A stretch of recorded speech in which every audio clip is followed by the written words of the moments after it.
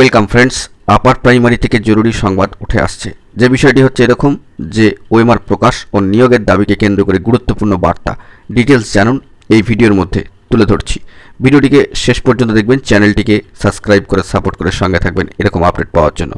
বন্ধুরা, যে আপডেট উঠে আসছে, কার্যত এবার আপার প্রাইমারি থেকে বঞ্চিত আপার প্রাইমারি চাকরি প্রার্থীবৃন্দের গুরুত্বপূর্ণ বার্তা এবং সেই সূত্র ধরে আপার প্রাইমারি স্তরে বর্তমান সকল শূন্যপদে নতুন দ্রুত নিয়োগের আবেদন তারা কিন্তু রাখছেন। এই মর্মে তারা কিন্তু আর্জি রাখছেন, আবেদন জানাচ্ছেন। রাজ্যে পালাবদল ঘটে যাওয়ার পরে নতুন সরকার কিন্তু চলে এসছে।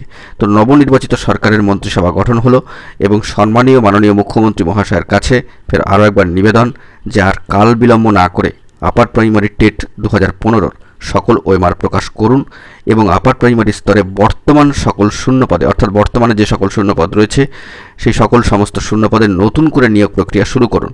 এই মর্মে তারা কিন্তু একটি আবেদন রাখছেন। অবশ্যই বঞ্চিত আপার প্রাইমারি চাকরি প্রার্থীবৃন্দের তরফ থেকে গুরুত্বপূর্ণ একটি দাবি নিয়ে কিন্তু বার্তা তারা তুলে ধরলেন।